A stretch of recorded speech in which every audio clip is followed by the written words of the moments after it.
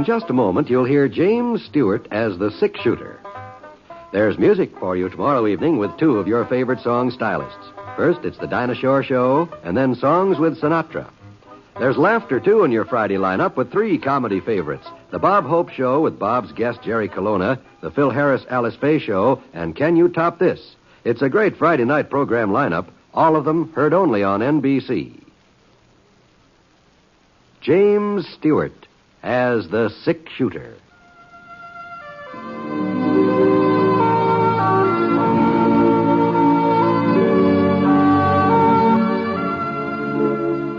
The man in the saddle is angular and long-legged. His skin is sun-dyed brown. The gun in his holster is gray steel and rainbow mother of pearl. Its handle unmarked. People call them both the six-shooter.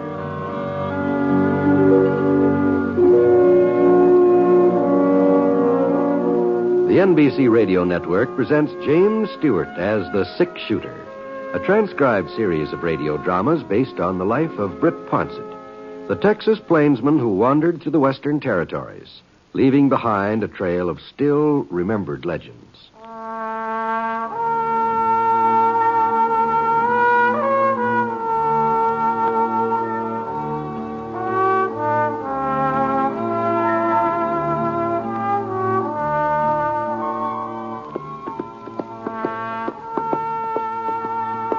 It was about 7 o'clock on a Saturday evening, and I was riding down the east trail that led from Castle City over to Crown Ranch. Been a real warm day. A little breeze was coming up now, and things were cooling off. A nice, comfortable twilight. I hadn't seen any signs of habitation for the last few miles. The soil was pretty thin and sandy. Probably wouldn't grow much. But a little further on, the ground turned brown, rich-looking. I noticed a frame house sitting back, 50 yards back from the trail. When I was almost even with the house, the front door opened and somebody came running out toward me. Hey, mister, would you hold up a minute, mister? Young boy, it looked like, about 15, 16, wearing blue jeans and a checkered shirt and a little peaked cap pulled down over his ears. Whoa, Scar. Whoa, boy. Howdy, son. What can I do for you? You come from town, mister? That's right. You didn't run across Friendly DeWitt on the trail, did you? Friendly DeWitt? You know him, don't you, mister? He runs the traveling mercantile. How's that? Oh, sure. We're too far out to get into town very much, so he brings around a wagon load of goods every once in a while. I just don't know what we'd do without him. Well, don't stand out there all night jawing. Just find out about Friendly, like I told you. The gentleman ain't seen him, ma'am. Oh, shut up, Fern. You can wear something else if you have to. Oh! The supper dishes are waiting, Cindy Lou. What was that she called you? Cindy Lou? But that's a girl's name. Oh. In this light here, and the way you were dressed, I sort of thought maybe you were... It don't matter. Thanks again, mister. So long. So long. Cindy Lou. Well, I gave Scar a little touch of my heel. Let's go. Come on, boy. We started off. I figured I'd had about 8 miles to go before I'd reach the Crown Ranch. I hadn't been through this part of the country in quite a spell. But I was pretty certain Floyd Prince would remember me from the old days. He'd sign me on for the summer if he had an opening. Come on, Scar. Come on. It was about 15 minutes later, and I came to the fork in the trail. I saw a wagon rolling along from the south. It was some wagon, too. Almost twice the size of anything I'd ever run into before. And the way the canvas bulged out, it looked like it was loaded to the brim. Well, it stood to reason that this was the traveling mercantile that Cindy Lou had mentioned. Whoa, Scar. Whoa. Whoa, Peggy. Easy now. Easy there. Howdy, friend. Good evening. You're, Mr. DeWitt, I take it. You take it right, sir, except for that Mr. part. Just call me Friendly, like the rest of the folks. A friend in need is a friend indeed. Something you needin', mister? No. Shoelaces, chewing tobacco, flour, salt, kitchen utensils, ammunition, yardage, zone equipment, anything at all. Just you name it, I got it, here in my wagon. Yeah, it sounds like quite an assortment there. Oh, that's only a part of it. I didn't even touch on my medical supplies. Oh. Old Doc Barstow's painkiller, Seth's simple all-purpose salve, Miss Jenny's bunion plasters and corn removers. You got any corns that's troubling you, mister? They're just the thing. No, I don't do too much walking. Oh.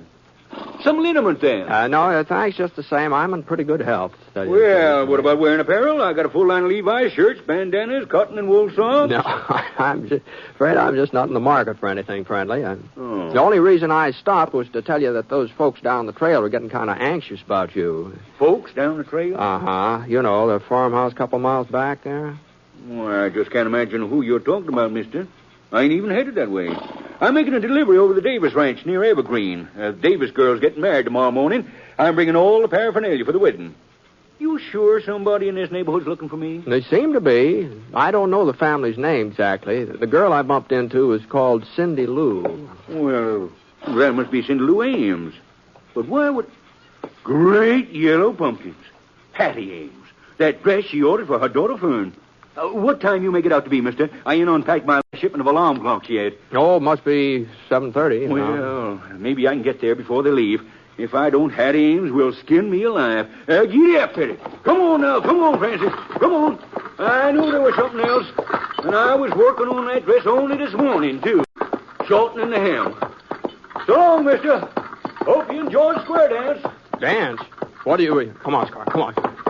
Dance? What are you talking about? Well, that's where you're heading, ain't it? The Crown Ranch? Yeah, as a matter of fact, it is. But I didn't know about any dance or anything. I was going to ask Floyd Prince for a job. You mean tell me you ain't heard about the celebration tonight? No, not a word. Well, it's account of Floyd Prince's son. He just come home from school and back east. Well, you mean Monty Prince? Yeah, that's the boy's name.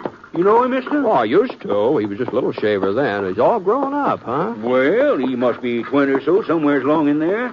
I guess he'll be taking over the crown one of these days. I see. Well, I reckon better put off my job hunting until some other time. I wouldn't want to bother Floyd and give him a party. I'll ride along with you for a spell, friendly. Well, if you're an acquaintance of Floyd Prince's, I imagine you'd be more than welcome at his party. Practically everybody in the neighborhood's been invited. Maybe so. But fact is, I'm not too good at square dancing. I don't know, but there's just something about my legs. A little too much of them, I reckon. Well, I just hope you're the only absentee. Well, what do you mean? Well, Hattie's daughter Fern, she was planning to wear this here dress her ma ordered from me. Oh. Yeah, like as not, she's having a tantrum right now. She sure takes after Hattie. She does, huh? Yes, sir. And mind not delivering her outfit on time, well, there'll be real catastrophe. You see, Hattie's aiming to marry her Fern off to this young Monty Prince. And she'll probably manage it, too. Hattie usually gets her own way. Uh-oh. Look over there, mister. Buggy coming up the trail. That'll be Hattie and Fern on the way to the crown. Yeah, I wouldn't be a bit surprised. Well, it's too late to do anything about the dress now if they're started off. Yeah, the best thing for me to do is to stay out of sight. I'll get my wagon over here under these trees here. Well, easy, Francis, easy now. But what do you... They're bound to see you sitting there. Oh, you don't know Hattie Ames like I do. What do you mean? Why, she's as nearsighted as a buffalo. Can't see her hand in front of her face unless she's wearing her bifocals. Oh. And she won't be wearing them either. Not if she's heading for a shindig. Well, what about the daughter? Well, I told you, Fern takes after her mother. She's as blind as a bat without her spectacles. I see. Here they come.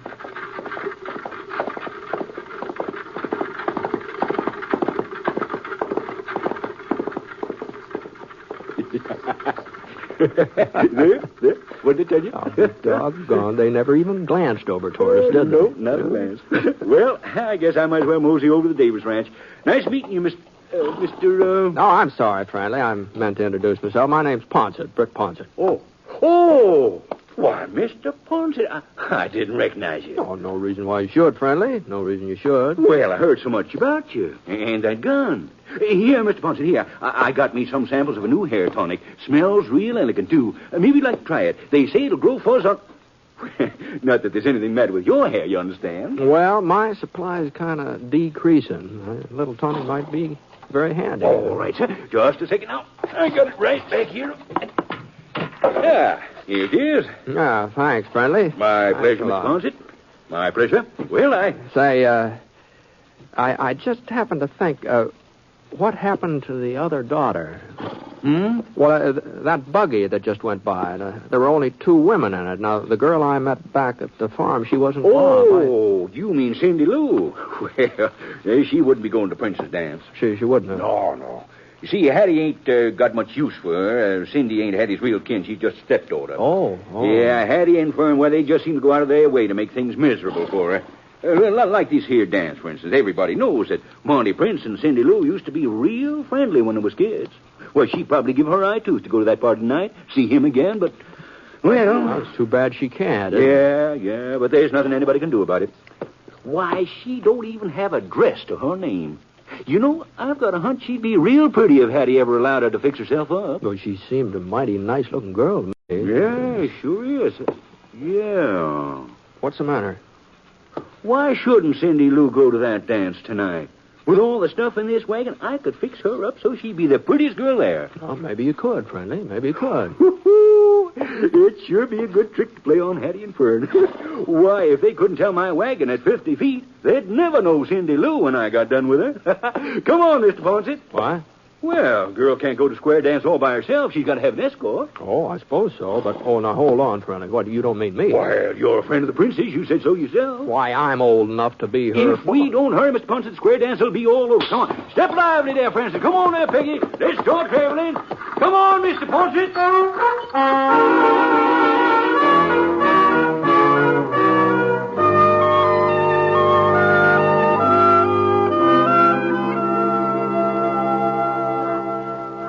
Don't understand, Mr. DeWitt. You mean you want to loan me a dress? And all the trimmings, Cindy Lou. Before I get done with you, you'll be so dooted up that your own stepmother won't recognize you. And you want to take me to the dance, Mr. Ponset? Yeah, sure. That is, if you want to go. Yeah. Well, that's right kindly of you both, but the fact is, I don't have no interest in attending the doings at the Crown. Oh, you don't, huh? Well, in that case... I don't know where you ever got such a notion, Mr. DeWitt. As if I cared anything about seeing Monty Prince again. Why, I haven't even thought of him since he went away to school. Not once.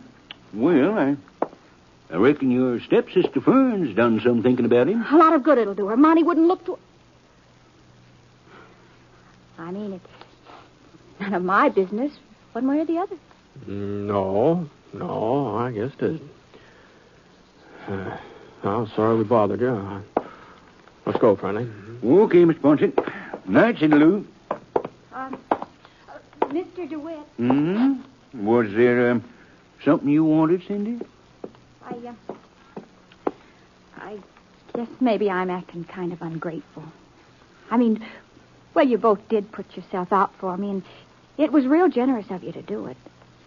I don't suppose it would do me no harm to go to that square dance. For a little while, anyway. If you really want me to. Well, now, that's more like it. Let's see now. The first thing we got to do is find a dress. You come on out to my wagon, Cindy. We'll pick something that'll make you look like a princess. Yes, sir, a real princess.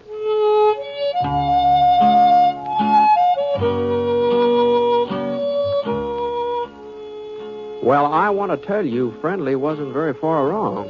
That's just exactly how Cindy Lou looked when she came out of that bedroom about half an hour later. And for a minute, we just stood there, just not saying a word, just staring at her. Is something wrong? Don't I look good enough to go to the dance?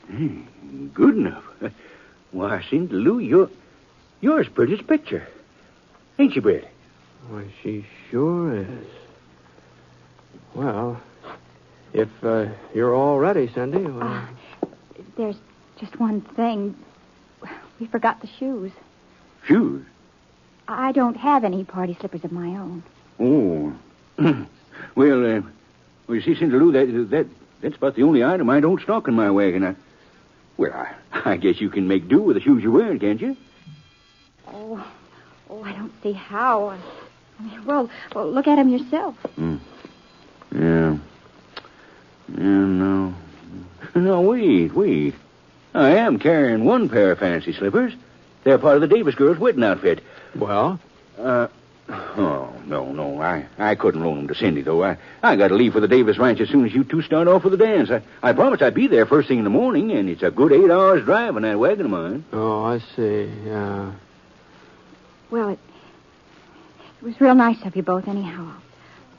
I'll never forget what you tried to do for me and how I felt when I put on this dress and how wonderful. Now, hold on, Cindy. Hold on. It's all right. Just let me do some figuring here. Let's see. If I was to leave here by midnight, I could be at the Davis place along about 8 a.m. That ought to be early enough. Well, there ain't no reason why you both couldn't be back here before 12 o'clock, is there? No reason at all. Well, then I guess the next thing to do is to find out whether them slippers will fit or not. I'll bring them right in. Well, I just don't know what to say, Mr. Ponset. Nothing like this has ever happened to me before. It all seems like something out of a storybook. You know, Cindy, I was just thinking the same thing. Well, here you are, Cindy. Try 'em on. Gee, they sure do look small, don't they? Yeah? You think you can make it? Oh, I don't... Oh, there. Oh, it is kind of tight, but... Well, try the other one. If you can get one on, the other ought to go, too. There. Good. Now, you going to be able to walk all right? Oh, I'll be able to walk all right, Mr. Dewey. The way I feel I could almost fly. Well, then you better get started. You won't have too long to the dance, you know. And don't forget, Britt, you got to have her back here by midnight. Don't worry, friendly. I won't forget.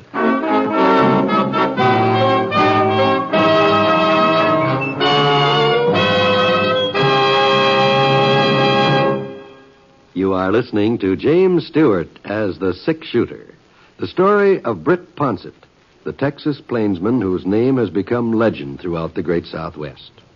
Now, Act 2 of the story called When the Shoe Doesn't Fit.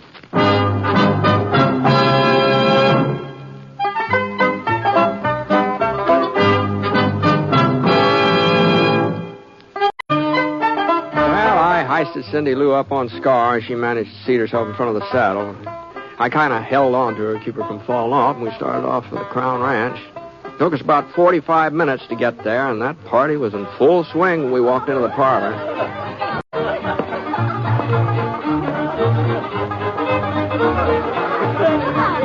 Rope your cow and brand your calf. Bring your honey an hour and a half. Floyd Prince came over to the door when he saw us and told me we're more than welcome. He's real nice, considering I'd invited myself. I sort of managed to avoid mentioning Cindy Lou's name, and what with all the hubdub, Floyd didn't seem to notice that I hadn't introduced her properly. But Floyd's son, Monty, well, he didn't wait for any introduction. He just took one look at Cindy, and that was the last I saw of her. As far as I could tell, the other girls at the party were just completely out of the picture from then on. I waited until there was an intermission and the dancing, and I moseyed over to the punch bowl. Oh, can I help you, Mr. Ponset? Yes, ma'am. Thank you. I'm Mrs. Ames, Hattie Ames. Oh, how do, Miss Ames? Oh, Fern, over here, dear. I want you to meet somebody. This is my daughter, Fern, Mr. Ponset. I'm pleased to meet you, Fern. Well, speak up. Fern's sort of shy. Yes. Oh, by the way, that young lady that you brought to the party, she doesn't seem to be spending much time with you, does she? Oh, that's the trouble when a man brings a pretty girl to a dance. He's apt to find himself all alone. Fern, stop your fidgeting. Of course, now, some girls have character as well as looks. All right, I say. grab your partners for the next dance. And I'll tell everybody going in. Oh, my goodness. They're starting another dance. Now, Mr. Ponset, don't think that you have to ask my permission to dance with Fern. You just go right ahead. Yes. Fern?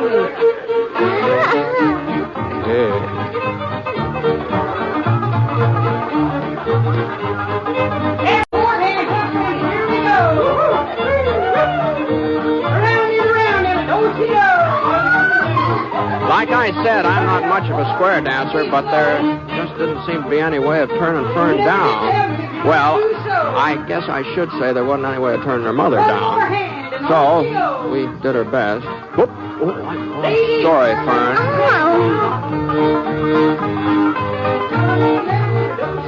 As the evening wore on, it didn't look like she had any other partner lined up. Well, I figured it was up to me to sort of fill in. Whoop, whoop. Oh, I sure didn't mean to kick you, Fern. There's one thing about her, though. She sure didn't talk a man to death. And somehow the time passed, and the next thing I knew, it was after 11 o'clock. Now, that meant Cindy and I had to be starting home, so I looked around for her, but she wasn't in sight. I excused myself from Fern and headed out the front porch. Yeah, Cindy was there all right, but the thing that surprised me was she was all alone. Looked like she'd been crying. Cindy. Oh, Mr. Ponset. What, are you all right? Oh, I'm fine, just fine. Where's Marty? I don't know. Well, maybe you'd better find him and say goodnight. I never want to see him again. Not as long as I live. Oh. Well, what happened? I thought you two were hitting off real good. I thought so, too, at first. While we were inside dancing, everything was just wonderful. And then, all of a sudden, he started acting like he didn't care about me at all. Said he couldn't be spending all his time with one girl. He had to dance with some of the others. Mm-hmm. Well, after all, the party is in his honor. And that ain't all, Mr. Ponset. He didn't even know who I was. Well, didn't you tell him? Well, I thought sure he'd know. I never figured he'd forget me, not in just a few years. Well, you've changed, Cindy, and the way you're all fixed up tonight. Oh, that wouldn't matter. Not if Monty really liked me. I'd never forget him. I'd know him no matter how much he changed or how he dressed. Well, all you had to do was just tell him who you were, you know. No, I just couldn't. And you mustn't tell him either. You've got to promise me you won't. Now, please, Mr. Ponset. Mm-hmm. Well, if that's what you want. Well, I think maybe we'd better leave. Yeah. Well, I'm ready. You got everything? I guess so. Why? I don't know. I just thought maybe you'd lost one of your slippers or... My slippers? Whatever gave you that idea? I don't know. I just sort of crossed my mind somehow. Never mind. I'll get Scott.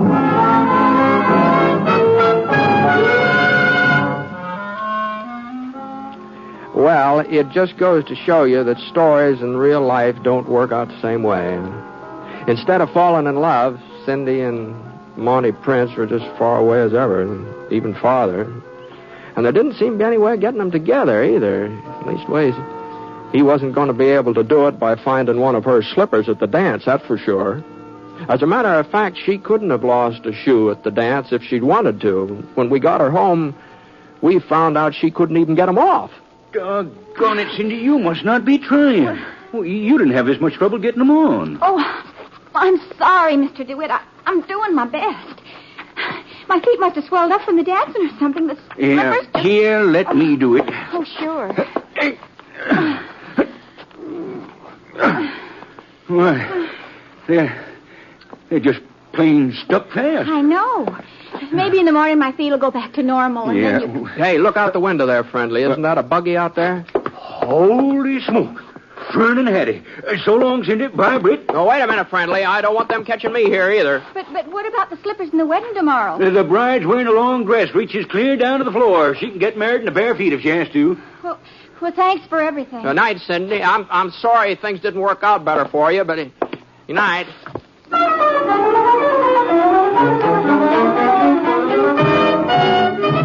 Well, along about noontime the next day, I was in my hotel room washing up Sunday dinner. They were planning to serve fried chicken and corn fritters and apple pie. The Castle Hotel always put the food on family style, so I figured I'd better be real prompt or there wouldn't be any... Yeah? Yeah, come in. Oh, Marty. Oh, what are you doing in town? I came to see you, Mr. Ponset. Oh, is that so? It's about that girl you brought out to the Crown last night. Well, I sort of had the impression you weren't too interested in her. Oh, I'm interested, all right. I wish I wasn't, but I am. How's that? Well, you see, Mr. Ponset, before I went back east, I was Well, I was real fond of another girl. Cindy Lou Ames, her name is.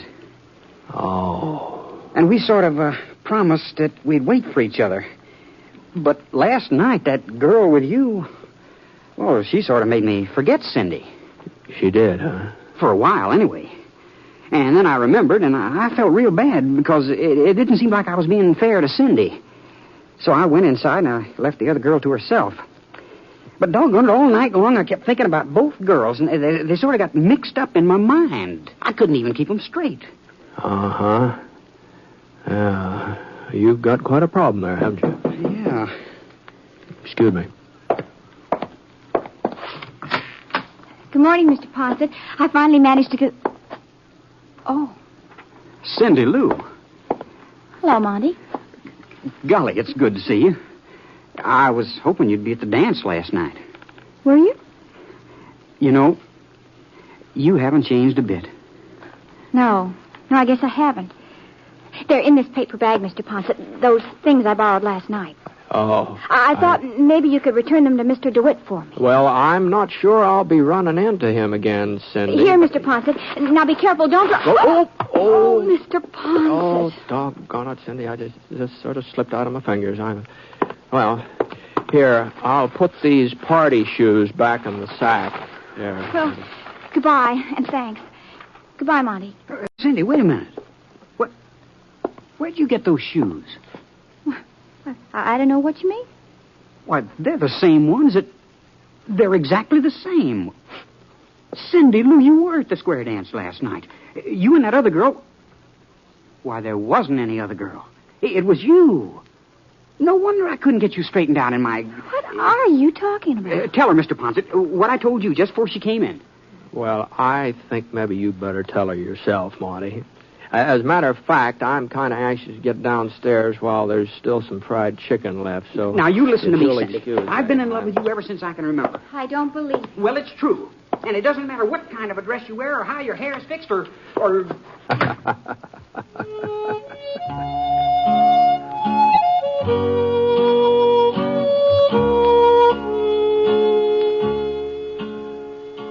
Well, there wasn't much point in my hanging around to see if Cindy and Monty would finally get together.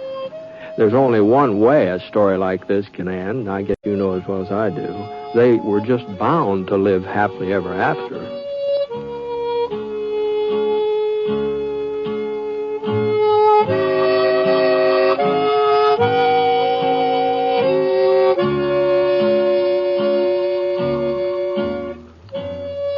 The Six Shooter is a transcribed NBC Radio Network production in association with Review Productions. It is written by Frank Burt and is based on a character created by him.